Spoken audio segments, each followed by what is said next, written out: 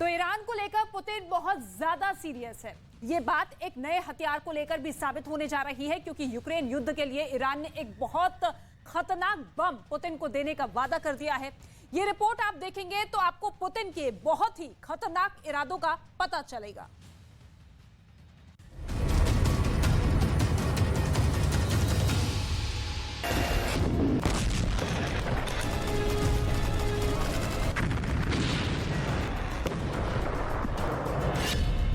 Putin ने अपनी rocket force से मिसाइल मांगी, पुतिन को मिसाइल मिली।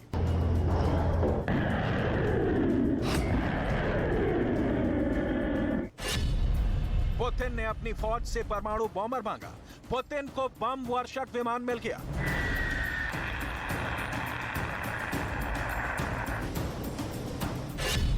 पुतिन ने ड्रोन मांगा, ईरान ने फौरन मॉस्को भेज दिया अपना सबसे खतरनाक ड्रोन।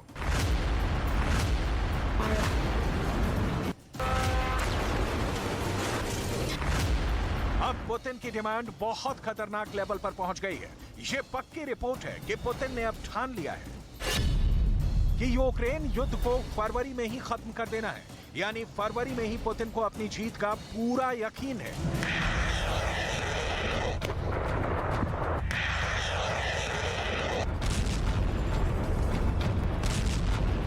पुतिन के इस भरोसे की वजह क्या है? पुतिन का कॉन्फिडेंस लेवल क्यों इतना हाई है? इसकी सबसे बड़ी वजह है पुतिन का सबसे बड़ा हथियार, जो जल्द रूस पहुंच सकता है।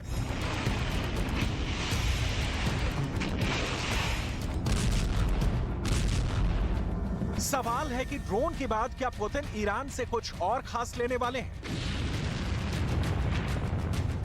क्या यह बात पुख्ता हो गई है कि अब ईरान की ही ताकत से यूक्रेन को फतह करेगा रूस?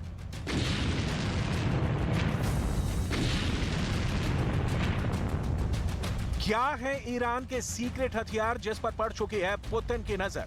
बहुत गौर से देखिएगा ये रिपोर्ट, क्योंकि इस महाविनाशक पर यूक्रेन से ज्यादा अब अमेरिका और इजराइल की नजर है। फतह 110 का हमला, ये है बहुत ही खतरनाक मिसाइल।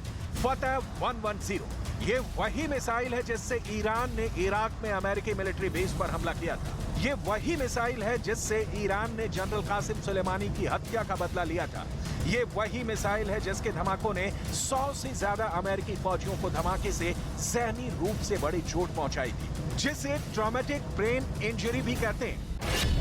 अमेरिका से लेकर यूरोप तक मीडिया इसी मिसाइल की बात कर रहा है। इजराइल में भी यही मिसाइल चर्चा में है कि पुतिन ने ईरान से फतह 110 को लेकर बात पक्की कर ली है। यूक्रेन की मीडिया और सरकारी सोर्स भी अब ईरान की इस मिसाइल को लेकर बहुत ज्यादा दहशत में है। सवाल है कि रूस अभी तक कौन कौन सी बड़ी मिसाइल इस युद्ध में इस्तेमाल कर चुका है, क्योंकि रूस खुद एक मिसाइल पावर है और आखिर उसे ईरान से मिसाइल लेने की जरूरत क्यों पड़ सकती है?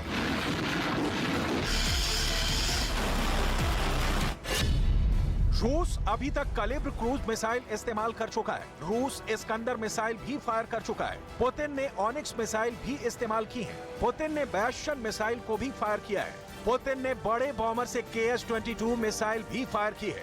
रूस तो अब MiG-31 फाइटर जेट से किंजल मिसाइल भी फायर कर रहा है। Стосується далі вже крилатих ракет, які були випущені дійсно 55. Тут включно з ракетами «Кінжал», які було 2 застосовано. Знаємо, що це за ракети, що ми не можемо, на жаль, їх збивати, виявляти своєчасно. Також і ракети керовані авіаційні ракети Х-59. 3 з них теж були, не долетіли до своїх цілей. Ну, фактично теж можна їх плюсувати до тих збитих.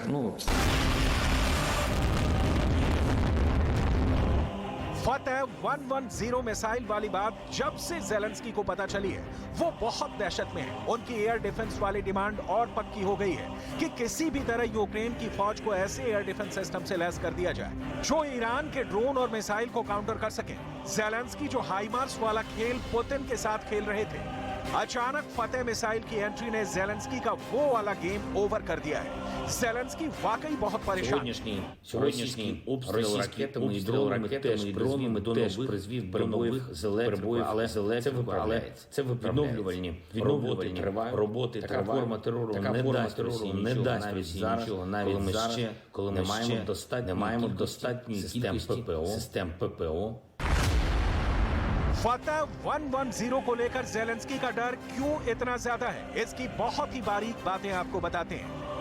ईरान की ये मिसाइल 300 किलोमीटर तक हमला कर सकती है और ये अपने टारगेट के 3 मीटर के दायरे में गिरती है। एक बैलिस्टिक मिसाइल का इतना सटीक होना बहुत बड़ी बात है और यही बात पुतिन को पसंद आ गई।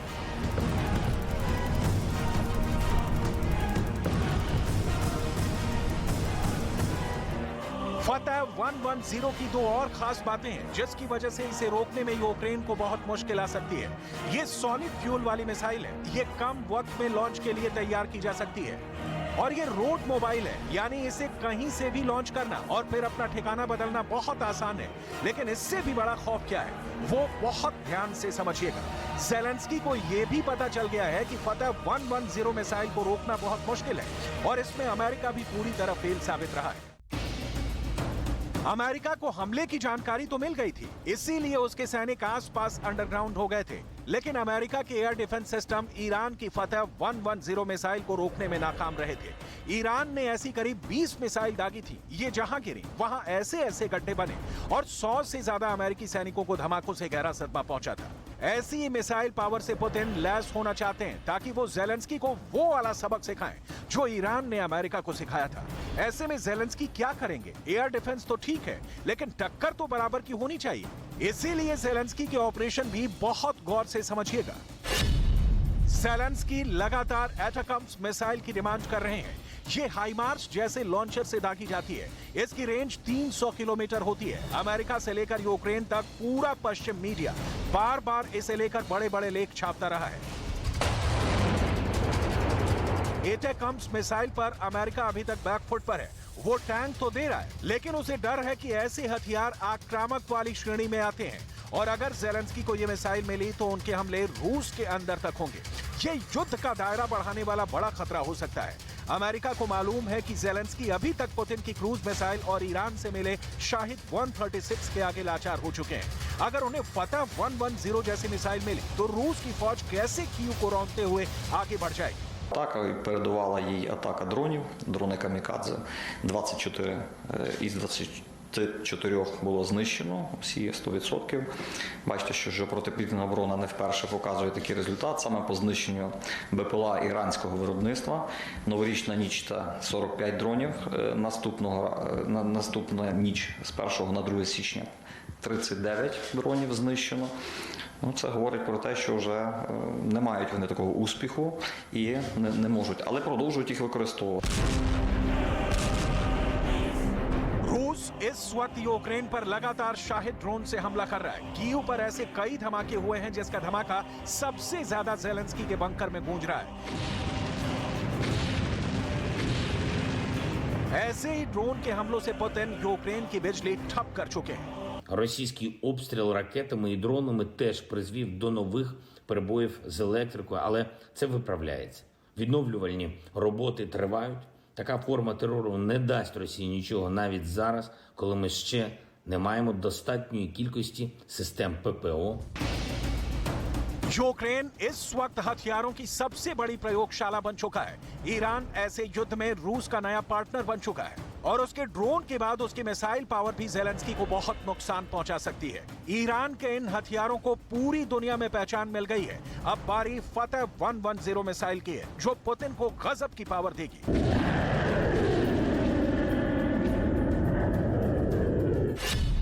ईरान के हथियार मिलने से पुतिन को जबरदस्त फायदा हुआ है, जबकि जेलेंस्की को अब बड़े नुकसान का खतरा समझ में आ गया है। जेलेंस्की को अब नाटो से कई नए हथियार मिल रहे हैं। जेलेंस्की ने अमेरिका से मिले हाइमार्स रॉकेट सिस्टम के जरिए भी पुतिन के युद्ध पर ब्रेक लगाने की कोशिश की, लेकिन खेरसॉन के अलावा नाकाम साबित हुए। रूस अब नाटो से मिलने वाले हथियारों को भी लगातार निशाना बना रहा है। हाइमार्स और M777 की तोप उसका सबसे बड़ा टारगेट है। वो उन्हें मिसाइल से भी तबाह कर रहा है और उस पर ड्रोन से भी अटैक कर रहा है। В результате удара сорваны перевозки вооружений и боеприпасов в районы боевых действий, в том числе поставленных странами НАТО. Нарушена работа производственных мощностей предприятий по ремонту и восстановлению военной техники Вооруженных сил Украины.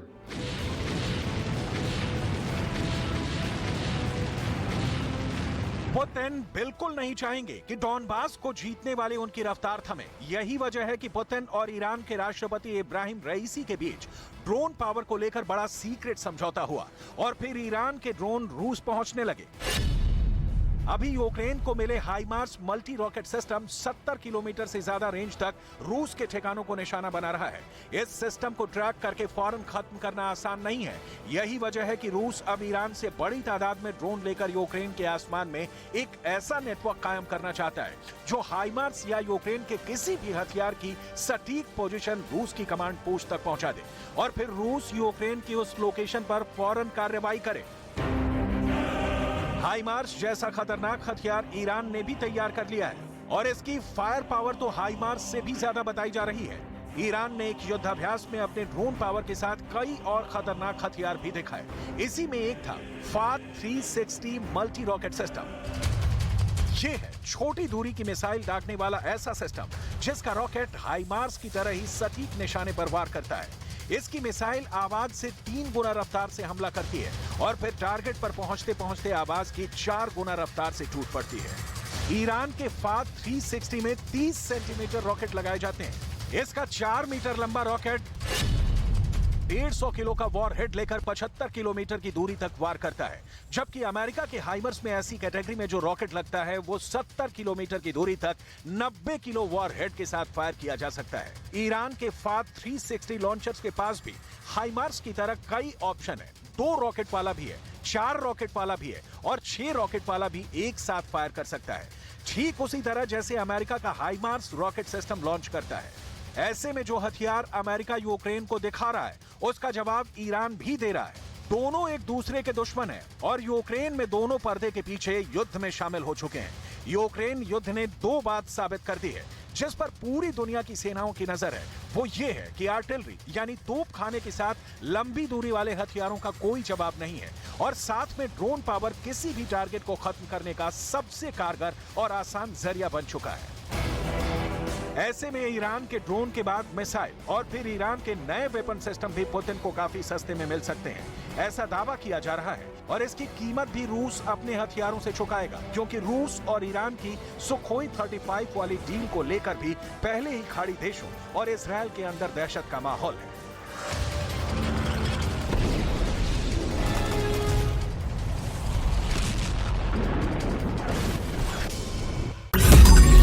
मैंने नहीं देखा इस तरह का चीट, इस तरह का क्रिमिनल माइंड पूरे जेल स्टाफ को ब्राइब कर देगा।